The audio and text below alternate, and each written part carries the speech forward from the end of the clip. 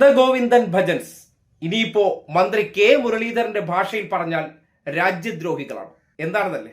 അതിനാദ്യം നിങ്ങൾ ഇന്ന് കെ മുരളീധരൻ പറഞ്ഞ ഒരു സ്റ്റേറ്റ്മെന്റ് കാണണം. എന്നിട്ട് നന്ദഗോവിന്ദൻ ഭജൻസ് ചെയ്ത കാര്യവും കാണണം. അപ്പോൾ ആദ്യം നമ്മൾ നന്ദഗോവിന്ദൻ ഭജൻസ് എന്തുകൊണ്ട് രാജ്യദ്രോഹിയാകും എന്ന് കെ മുരളീധരൻ പറഞ്ഞത് കേൾക്കാം. വന്ദേമാതരം പാടിയാൽ ഫുള്ളായിട്ട് പാടണമെന്നും അല്ലെങ്കിൽ രാജ്യദ്രോഹ കുറ്റമാണെന്ന് ഒരു ബില്ല് പാർലമെന്റിൽ പാസ്സാക്കി. അല്ലാതെ ഇപ്പൊ പാസ്സാക്കിയ നിയമം അനുസരിച്ചാണെങ്കിൽ ആരെ വേണമെങ്കിലും രാജ്യദ്രോഹ കുറ്റം ആരോപിച്ച് അകത്തിടാം. വന്ദേമാതരം പൂർണ്ണമായിട്ട് പാടിയില്ലെങ്കിൽ രാജ്യദ്രോഹികളാകുമെന്നുള്ള നിയമം കേന്ദ്രം പുറത്തിറക്കിയിരിക്കുകയാണ്. കേന്ദ്രത്തിന്റെ അടിയാളന്മാരായിട്ടുള്ള ഞങ്ങൾ ഉൾപ്പെടെയുള്ളവർ അത് ചെയ്തത് അതുകൊണ്ടാണ്. അങ്ങനെ ചെയ്യാത്തവരെ രാജ്യദ്രോഹത്തിന് കേസെടുക്കും.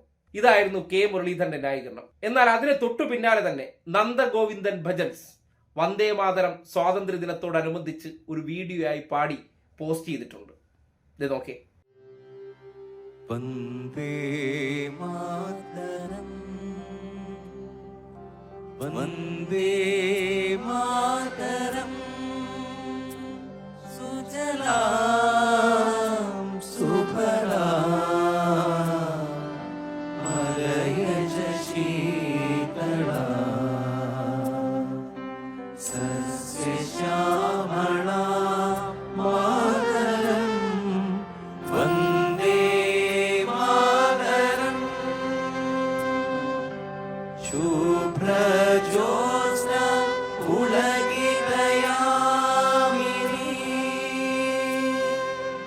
ഉന്നകുസുമിത ധ്രുമദള ശോഭിനി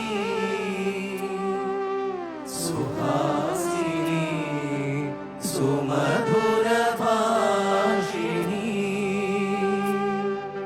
സുഖദാമരണാ മാതരം വന്ദേ മാതരം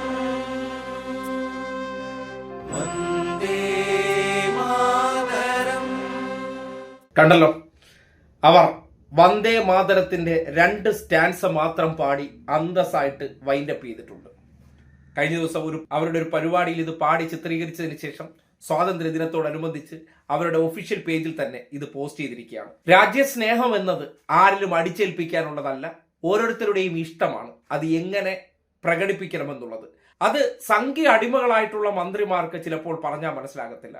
സംഘപരിവാർ ബന്ധമുണ്ടെന്ന ആക്ഷേപമുയർന്നിരിക്കുന്ന നന്ദഗോവിന്ദൻ ഭജൻസ് തന്നെ വന്ദേമാതരം സ്വാതന്ത്ര്യ ദിനത്തിൽ 2 സ്റ്റാൻസ മാത്രം പാടുമ്പോൾ അവരെല്ലാം ഇനി രാജ്യദ്രോഹികളായിട്ട് അങ്ങ് തീഹാർ ജയിലിൽ അടയ്ക്കുമായിരിക്കും. കാര്യം അതാണല്ലോ കെ മുരളീധരൻ നാട്ടിലെ ജനങ്ങളോട് പറയാൻ ശ്രമിച്ചത്.